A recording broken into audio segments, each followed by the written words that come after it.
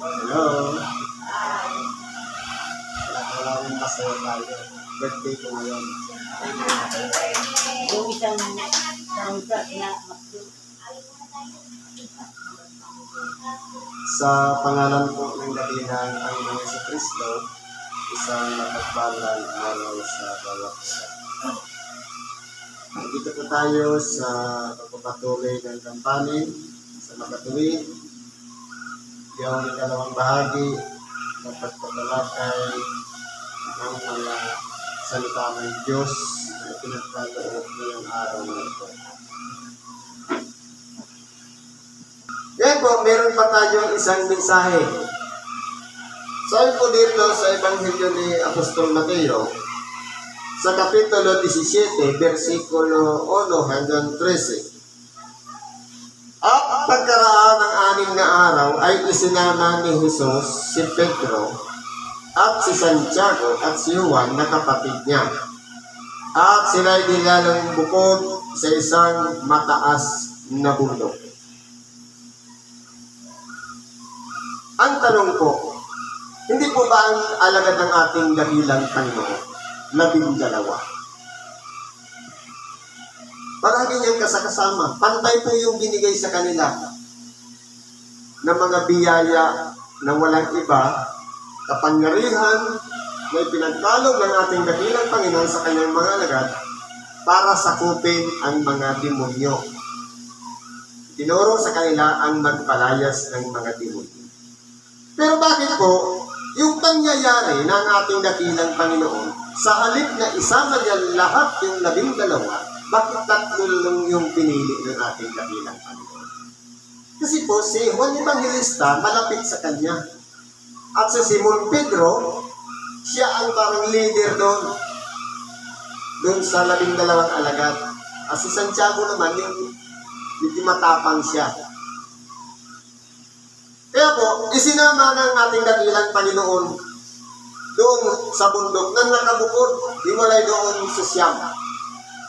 At yung pagdating na sila doon sa taas, at nagbagong anyo siya sa harap nila, at nagliwanag ang kanyang muka na katulad ng araw, at pumuting tulad sa ilaw ang kanyang mga damit.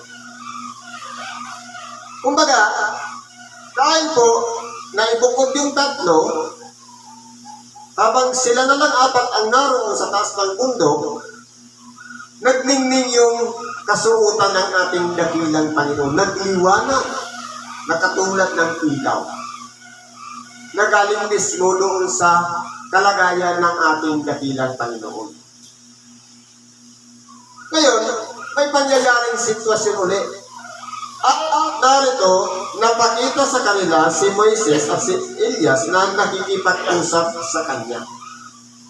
Kumbaga, naaksepahan ng 3 alagad na nakikipag-usap ang si Elias at saka si Moises sa ating dakilang Panginoon. Ano po yung naging reaksyon ni Apostol Pedro? At sumagot ni Pedro at sinabi kay Jesus, Panginoon, mabuti sa atin ang tayo dumito. Kung ibig mo, ay gagawa ko rito ng 3 tabernakulo. Isa sa iyo, isa kay Moises, at isa kay Elias. Ngayon po, dahil si Simon Pedro, kumbaga para sa tampong inuuga ng hangin, walang paninindigan sa sarili, magugulatin, dahil nakakita siya ng milagro na nagningning ang ating dakilang Panginoon at may kausap pa si Elias at si Moises. Ano kaya Panginoon dito na lang tayo tumira. Gagawa kami ng kumol. Para sa iyo, para kay Moises at para kay Elias. Dahil nga, si Simon Pedro po, isang halimbawa po kasi yan, na katulad nating mga tao na magugulatin. Kumbaga, nagsasalita ng hindi pinag-iisipan. Dahil nagtaka siya sa pangyayari, nagulat na siya. Yung sinasabi niya, hindi niya naman nauunawaan. Bakit niya nasabi na magtatayo na lang ng 3 tabernakulo o kubol doon? Kumbaga, gagawa na lang tayo, Panginoon, ng 3 bahay. Tigi-isa kayo. Para saan naman yun? natin, si Moises matagal nang patay. At si Elias naman ay inangat sa pamamagitan ng karwahing apoy para ilagay sa isang kalagayan. Sapagkat mayroon po siyang misyon pagdating ng panahon na isisilang ang ating dakilang Panginoon, mayroon siyang misyon sa panahon mismo ng ating dakilang Panginoon. Pero dahil si Simon Pedro ay magugulatin, sabi nito, samantalang nagsasalita pa siya, narito ang isang maningning na alapap na lumilim sa kanila, at narito ang isang tinig mula sa alapap na nagsasabi, ito ang sinisinta kong anak na siya kong kinalulugdan, siya ang inyong pakinggan. Ngayon po, ang nangyari, nung nagdingding ang ating dakilang Panginoon, napakita si Elias at Moises kausap ng ating dakilang Panginoon. Pagkatapos, may lumilim na ulap sa kanila lahat. Pagkatapos, may narinig silang tinig, ito ang sinisinta kong anak na siya kong kinalulugdan, siya ang inyong pakinggan. Kung palabasan po tayo ng banal na kasulatan, pangalawang beses na po ito pinatutuhanan ng Diyos na Ama na nagsalita siya na lumilim din doon sa ulunan ng ating dakilang Panginoong Jesucristo. Ang una, nung siya tumanggap ng bautismo sa pamamagitan ng tubig,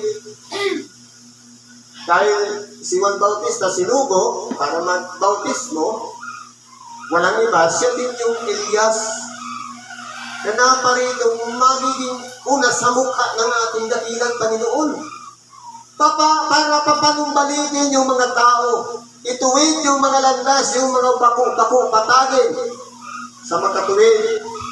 Sinugo si Elias sa katawan ni Juan Bautista para mangaral, para magbalik loob ang mga tao sa Diyos. Kaya po, dahil nga nasa kalagayan ni Juan Bautista si Elias noon, ang ating dakilang Panginoon hindi niya kilala. Pero sinasabi niya, darating ka nga sa likuran ko, usaulyan ko, na kahit ako man ay hindi karapat-dapat magtanggal ng kanyang sandalyas. Kaya po, sinasabi yun ni Juan Bautista sapagkat, kumbaga, dahil nga kapitapitagan, mataas ang karangalan ng ating dakilang Panginoon. Samantalang si Juan Bautista nasa kalagayang tao na isang marumi, makasalanan. Kaya, kumbaga, alanganin siyang kahit taga-bitbit na o alalay na magbitbit ng sandalyas ng ating dakilang Panginoon. Yan mga Israelita magkakamukha.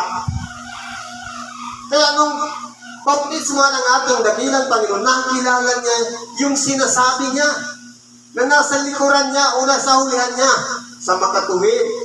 Nung tumanggap na ng bautismo ang ating dakilang Panginoon at may narinig siyang tinig na may gumawabang isang katulad ng kalapate sa balikat ng ating dakilang Panginoon.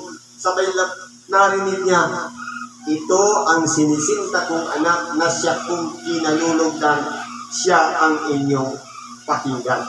Kaya po isinauli ni Juan Bautista yung mga tao na magsisi at magbalik loob sa Diyos.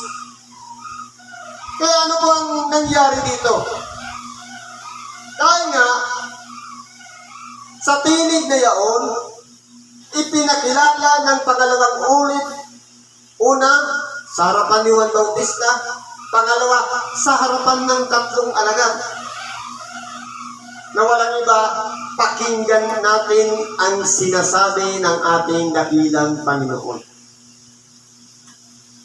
Ibig sabihin, lahat ng tinura ng ating dakilang Panginoon na mga aral o tinatawag na salita ng Diyos na namumutawi sa kanyang bibig, kinakailangan po pakinggan natin at ilagay sa ating puso at pagnilay-nilayan. Ito ang ibig sabihin, siya ang inyong pakinggan, hindi lang yung dumapo lang sa tainga, pagkatapos wala na, kundi dapat pag nilay-nilayan natin ang bawat salitang narinig natin sa pamamagitan ng ebanghilyong ipinangaral ng ating dakilang Panginoon na walang iba yung tinatawag na salita ng Diyos na sa ngayon, ito po yung pinagsasalusaluhan natin, binabasa sa banal na kasulatan, tinatalakay at ipinapaunawa sa bawat isa sa atin. Nang sa ganon, kung hindi man maabot ng ating mga kaisipan, ng ating sariling karunungan, dahil sa kalooban ng Diyos, bubuksan ng Espiritu Santo ang ating mga pag-iisip upang ang salita ng Diyos para tayong kumakain na kahit matigas yung pagkain, pero parang malambot siya kapag ninunguya na natin ang salita ng Diyos. Ganyan po yun. Kaya po, ang tungkulin talaga ng tao, sumunod sa kalooban ng Diyos. Yun lang po ang pinakagawain ng tao. Pero ang tanong, bakit po may mga tao na nagkakaroon ng mga karamdaman? Dahil po sa tinatawag na hindi pagsunod sa kalooban ng Diyos. Kaya po, ang tao napapahamak, nagkakaroon ng mga sakit, ng mga karamdaman, na pagkaminsan hindi na gumagaling dahil po unang-una sa kapabayaan din natin. Anong sabi ng ating dakilang Panginoon? Hindi lamang sa tinapay ng buhay ang tao, kundi sa bawat salitang lumalabas sa bibig ng Diyos. Ibig sabihin, kung ang ating katawang laman kumakain ng tinapay na material na ginagawa nating pagkain, pinapasok sa ating bibig, ninunguya, nilulunok, at papasok sa ating tiyan. Kumbaga, meron na naman gigilingin yung ating tiyan. Yun yung gagamitin natin para magkaroon tayo ng enerhiya o lakas sa ating pang-araw-araw na pamumuhay. Pero hindi lang doon magtatapos, kinakailangan pa rin natin ng tinatawag na salita ng Diyos. Ito yung magbibigay sa atin ng kalakasan para magpatuloy tayo ng buhay. Para lumaban tayo sa buhay. Para kahit anong pagsubok na dumarating sa ating buhay, kaya natin siyang labanan dahil yung salita mismo ng Diyos ang nagbibigay sa atin ng kalakasan sapagkat nararamdaman natin na palagi siyang nandiyan, nagpapaalaala sa atin sa pamamagitan ng mga aral na pumasok sa ating tainga. Minsan naaalala natin, napakinggan ko na ito noon at napakinggan ko na naman ngayon. Ganyan po kahalaga ang salita ng Diyos. Kaya po, kung ang tao po napapahamak o nagkakaroon ng mga karamdaman, ano po ang pinakadahilan? Bakit ang tao nagkakaroon ng karamdaman? May babasahin ako dito.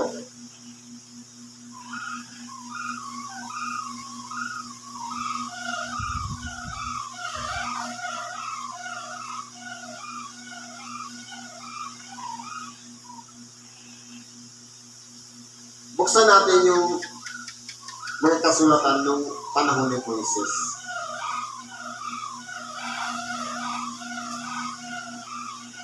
Saglit lang.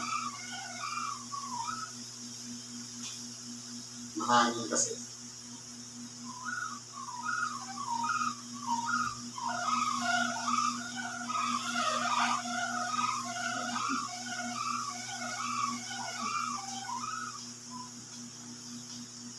Sabi sa Exodo 15:26.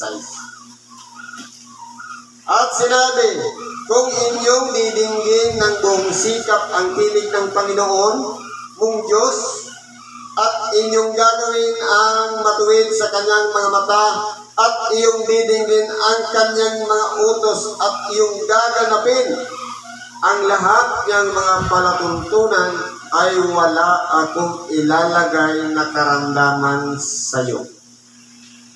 Ibig sabihin, mayroon mo palang nalabag at hindi nagawa ang tao, kaya nagkaroon siya ng karamdaman. may pahintulot pala ng Diyos na bigyan ng karamdaman. Bakit po?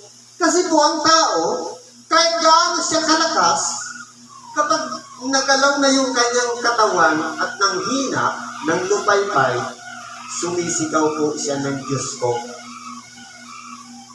Ganyan po yan. Balik tayo sa sitas. Sabi dito,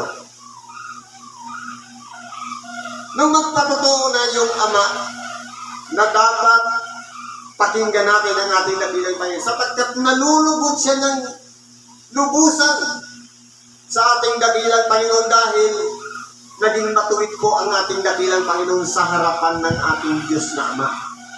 Naging masunurin siya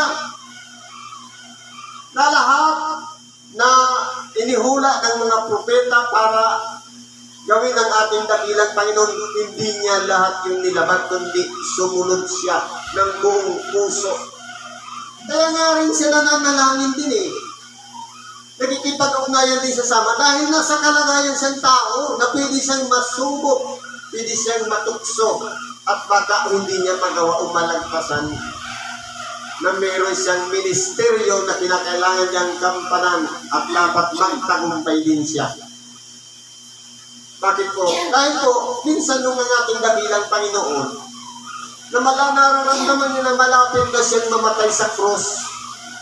Nung manalangin siya, sabi niya, Panginoon, kung maaari sana lumagpas sa akin ang sarong ito, tatapwat hindi ang kalooban ko ang siyang mangyari, kundi ang iyong kalooban. Dahil po, nasabi niya yan dahil nasa kalagayan siyang tao.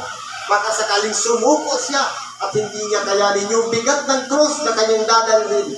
Ngayon pala'y bigat ng kasalanan ng bawat isa sa atin. Kaya ano po ang nangyari? Nung magsalita ang Diyos, nung bumaba ang alapaan, at nang marinig ito ng mga alagad ay nangasubasog sila at lubhang nangatakot. Kaya po, yan po talaga yung magiging reaksyon. Kahit tayo man, sa oras ng nakakarinig tayo ng ibang aral na hindi ordinaryong aral natin na papakinggan para tayong kinikilabutan. May takot dahil alam natin. Sabi nga, sapagkat ang salita ng Diyos ay buhay, banal at mabisa kaysa 5 talang kung may 2 talig. Ibig sabihin yan, ang pagkakakilanlan ng bawat isa sa atin tumatagos sa puso natin sa kalamnan at sa kasuan ng salita ng Diyos para kilalanin ng lubusan kung ano ba tayo sa harapan ng Diyos.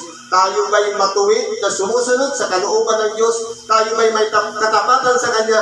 O tayo ba'y nagpapakitang tao lamang sa pagsunod sa kalooban ng Diyos? Kaya ganyan po kahalaga ang salita ng Diyos. Salita pa lang yun ng Ama, nanginig na silang lahat at natakot. Lalong-lalo na yung aral naman ng ating dakilang Panginoon sa makatuwid, yung Ebanghelyo, kapag yan ay narinig natin, dapat may kasama rin takot at panginginig.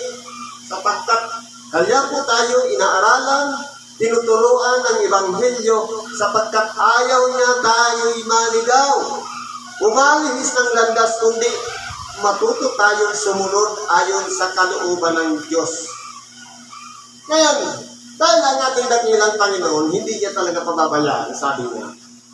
At lumapit si Jesus at sila'y tinapik. At sinabi, "Magbangon kayo at huwag kayong mga takot." Palagi po talagang kinukumport ng ating dakilang Panginoon yung kanyang mga alagad. Kaya tayo man po, kahit po tayo ay may takot at nanginginig kapag nakakaranas tayo ng mga sitwasyon na hindi ordinaryo sa ating buhay. Palagi pong nandiyan ang ating dakilang Panginoon. Huwag kang matakot. Hindi ba sabi niya, huwag kang matakot, ako to.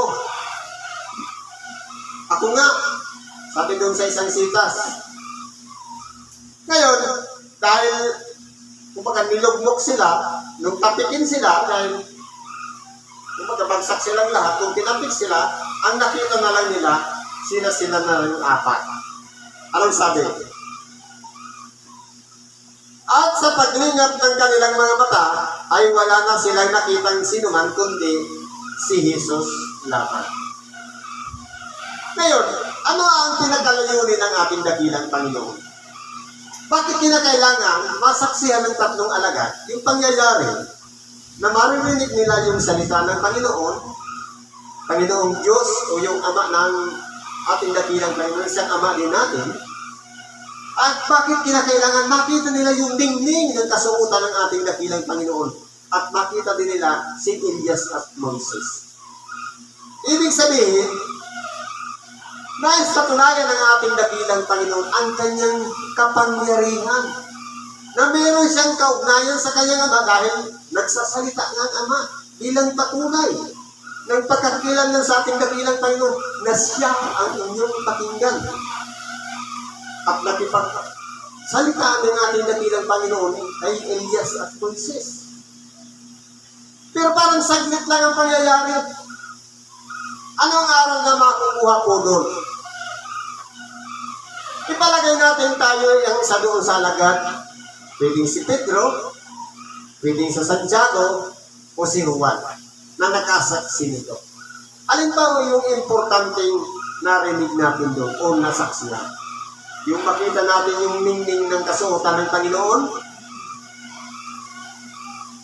Yung makita niya, yung sinaunang tao si Elias at Moises, nakita natin ng harap-harapan? O yung tinig na naririnig natin mula sa Ama, siya ang inyong pakinggan? Alin po yung pinakamahalaga doon? Ang pinakamahalaga doon, yung patunay ng Ama na ang ating dakilang Panginoon, sinugo niya, pinakailangan, kung may rekomendasyon ng Ama na pakinggan natin ang ating dakilang Panginoon, pinakailangan huwag nating sarhan ang ating mga tainga. Sabi nga, kung marinig ninyo ang kanyang tinig, huwag ninyong papagmatigasin ang inyong mga puso. Kaya po, kung ibig mong sabihin, sa bawat araw ng pagsamba, ibinababa ang sitas, binabasa, tinatalakay o ipinapangaral. Dapat po, palagi tayong alerto, handang makinig, at kinakailangan makaugnay tayo doon sa salitang mula sa ating dakilang Panginoong Jesucristo.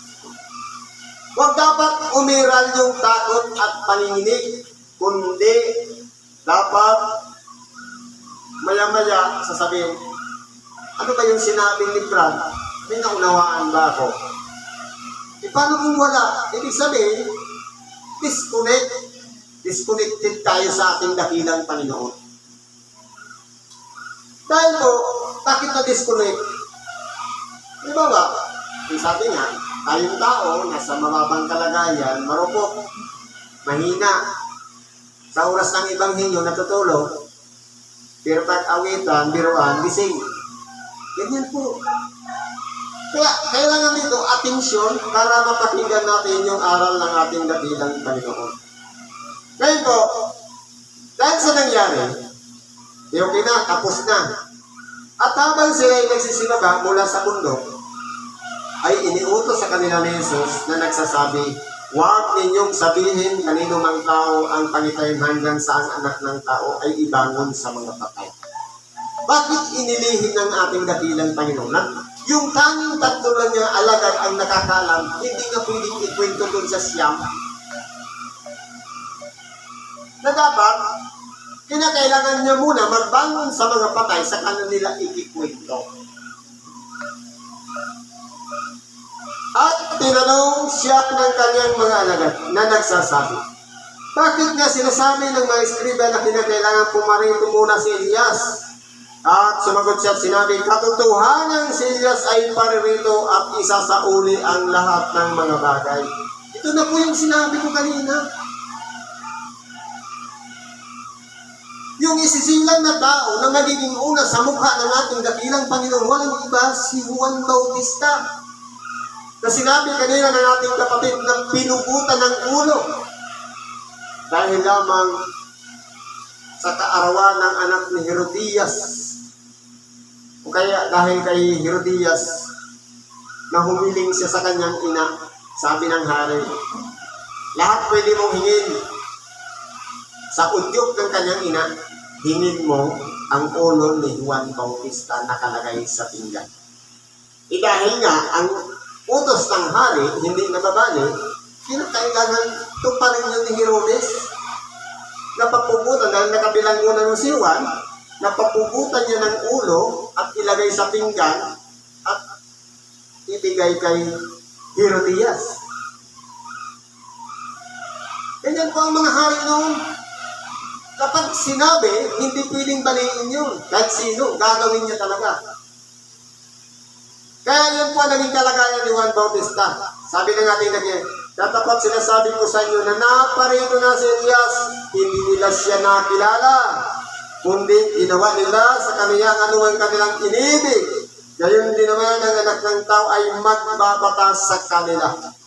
Kaya kung paano kung nasakripisyo ng buhay ni Juan Bautista, ganun din mangyayari na kinakailangan din isakripisyo yung buhay ng ating dakilang Panginoon, katulad ni Juan Bautista.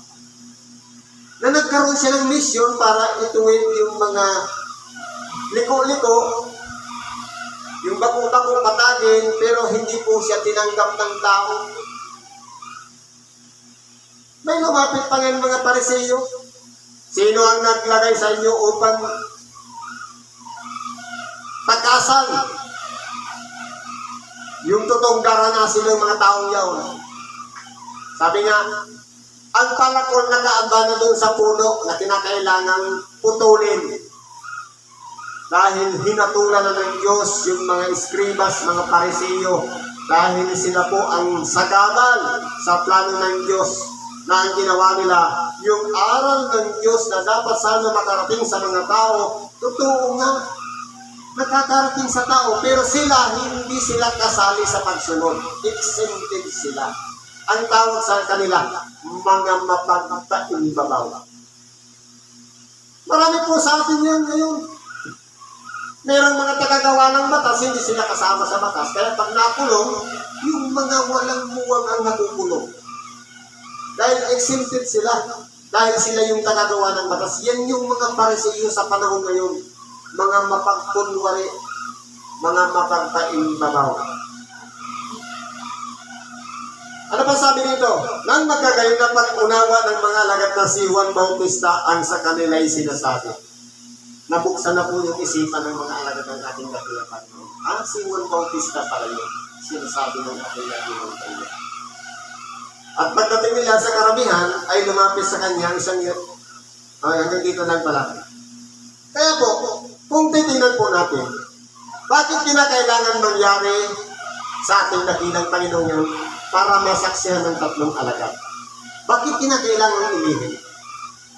Para ipakilala doon sa tatlong alagad na kinakailangan makilala nila yung ugnayan ng Ama sa ating dakilang Panginoon.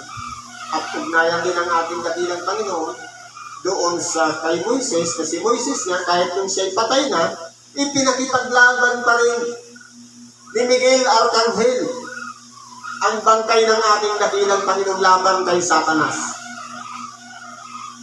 Dahil mahalaga yung katawan ni Moises. At kahit naman si Elias, dahil naging mabuti siya sa harapan ng Diyos, naging saksdal, tinagaw siya sa pamamagitan ng karwal. Bakit kinakailangan makipag-ugnayan doon ng ating dakilang Panginoon?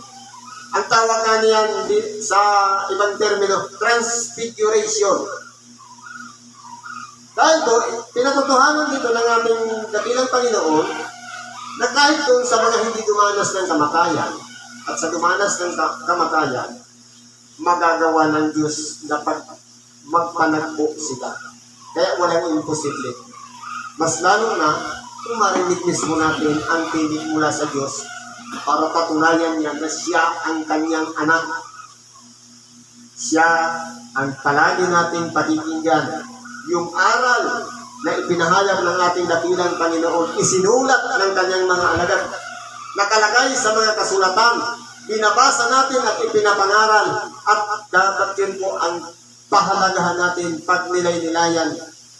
Hindi yung mga nobela, hindi yung mga babula o kung ano-ano mang kwento na gawa ng mga katha ng isip ng tao. Ang pahalagahan natin, yung kwento ng buhay na nakasulat sa tinatawag na Bible. Ito po ang Bible, ito po yung tinatawag na manual ng tao. Bible, basic information before leaving earth. Siguro hanggang yan na lang ang pakikibahagi natin sa araw na ito. Salamat po sa Diyos at binigyan tayo ng oras, panahon para makarating dito, bagamat tayo galing sa pagpupuyat, pinagsama-sama tayo sa lugar na ito. Ano man po ang mga kahilingan natin, karaingan, problema man yan, karamdaman na naririyan sa ating buhay. Ipagkatiwala po natin yan sa Kanya. Siya po ang gagawa ng solusyon niya. Bubuksan ang ating saradong pag-iisip. Ituturo sa atin yung pamamaraan para makalagtas tayong lahat sa mga bagay na yan. Sa ngalan ni Kristo Jesus, salamat po at pagpalain tayo ng Diyos.